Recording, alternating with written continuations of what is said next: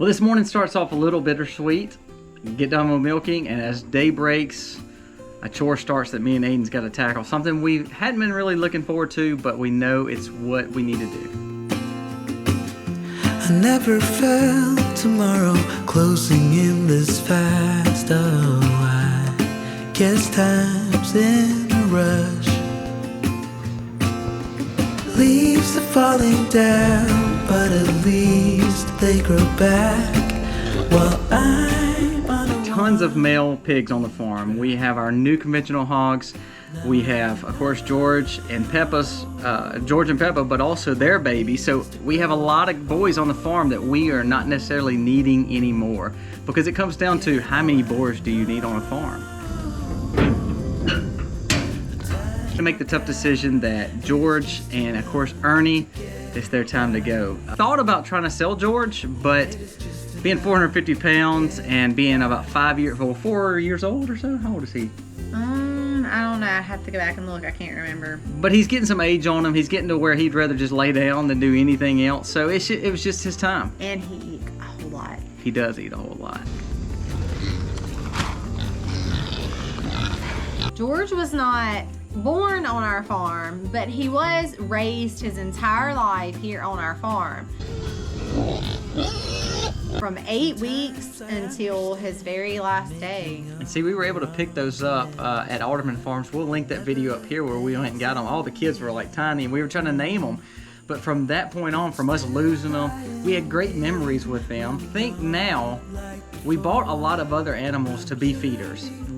We kind of raised George to be a breeder. And so now he's making his maneuvering from being the breeder to now being the feeder. It makes sense to take the biggest one, who is the oldest one, so we're feeding less and they're still doing the same thing, and it makes sense. Plus it's going to give us more meat. So we also took him as a lard hog, but Ernie, we don't talk much about Ernie, but Ernie was off his first litter. Remember Bert and Ernie, we'll also link that video up here. And what it was Bert was going to be the new breeder, and Ernie was going to be the breeder. That's right, and Ernie was going to be another cut hog just to provide food for us as well. And he's a lard hog, so he's going to provide the lard that we're wanting, and also the good succulent American guinea hog that we're looking for. Now, the challenge for us was we're taking a risk with George. He is a boar, he's uncut. Is his meat going to be okay? All that we've learned is to try to keep our boars away from our females, try to not keep them worked up. So we are taking a chance, but we do believe it's the right decision.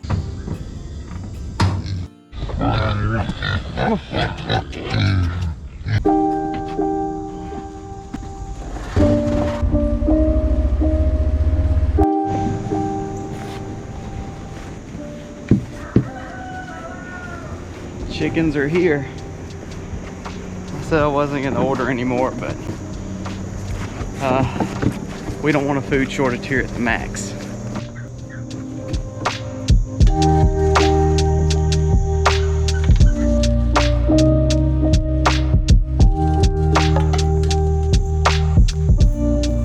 Dolph is making his way out as well. He was actually born here. We raised him. He was born here. He was Elsa's baby.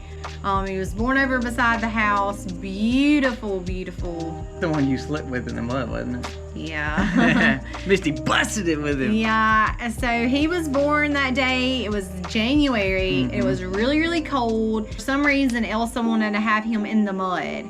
So I picked him up and was gonna carry him across the pasture to put him in hay, and I slipped. So yes, he was born and raised here. He was a lot heavier than I anticipated, and it was extremely muddy. This one's hard for me because we're taking the third part of that family from Daddy-O, Elsa, and now Kristoff. All of them are off farm now. So we're gonna get Kristoff loaded. Hey Jim, it's not a foggy morning, but pigs did good. So I'm hoping that Kristoff does as easy as the pig. He's by far one of the hardest because he was raised on farm. He's completely ours. So those are hard because all those were really sweet to me. They were the sweethearts of the farm. Even though they can be typical livestock animals, I would think they were the sweetest ones. But Kristoff never caused any problems. Oh no, he was so easy. He was the follower. He never caused any mischief. He was kind of like the mascot. You know, he was always he's a Jersey. He had no pretty bone structure. He had these big old brown eyes, though. He's so pretty. He had the prettiest face. He might not have a body for what we were looking for, but he was beautiful. Now George and Christoph, they're maneuvering on farm and benefiting us other ways.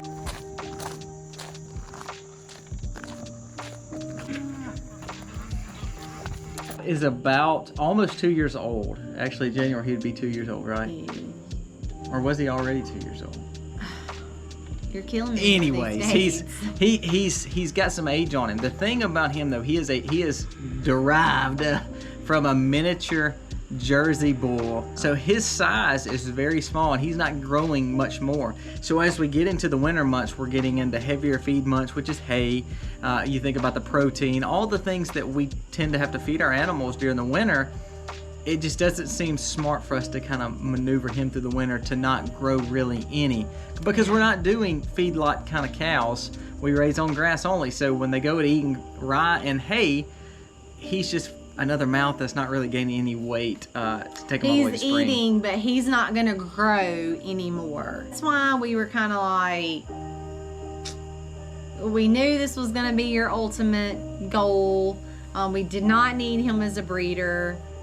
And, you know, the day just has come.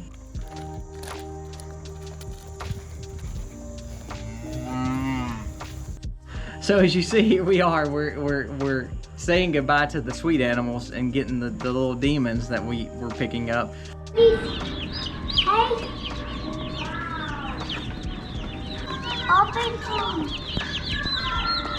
I can't open them in here, buddy. So, the meat birds are in. Yes, it feels like yesterday we just butchered our meat birds, or processed our meat birds. We really feel like with the way things are going currently, we need to get some meat items on the shelf. We've got to get these babies raised up. There are 100 here. I'm about to take them out back to the barn. We have everything set up and ready, and they need to get back there like super fast because it's like 9 and they were delivered just a few hours ago. Every time you turn on the news, it's more bad news, more bad news. We like to be prepared and know that we have done everything that we can to take care of our family. We do have someone that is going to be getting some of these birds, but the rest will be ours. Big batch.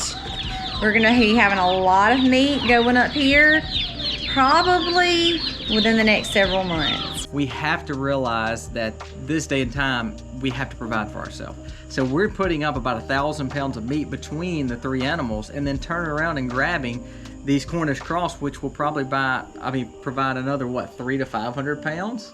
Because we were having 5-pound birds last time we actually did it. So it's gonna provide, let's say, at least 200 to 300 pounds worth of women. I would give or take probably 55 or 60 birds times 5, average of 5.5 pounds. And just like she was talking about, we're really gonna strive to try to can some. So I'm anxious to see how that works. We've never done that. I'm really excited about that. A little nervous because it's a lot of meat. It's gonna be more work up front, but then when you get ready to cook, like, all the work is already done. So I am really glad of that. So we have 7 freezers full of food.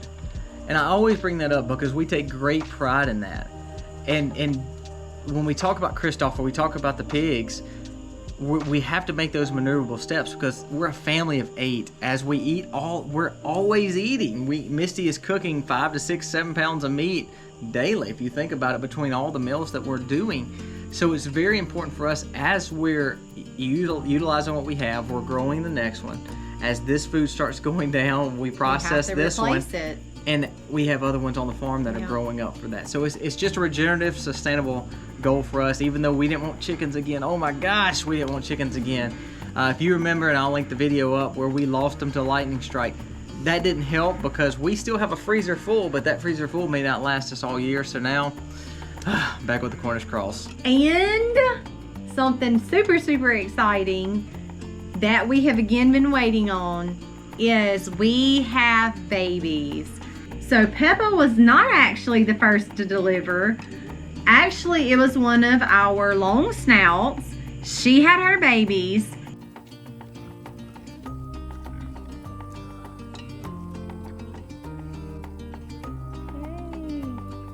So 2's gone, 4's come.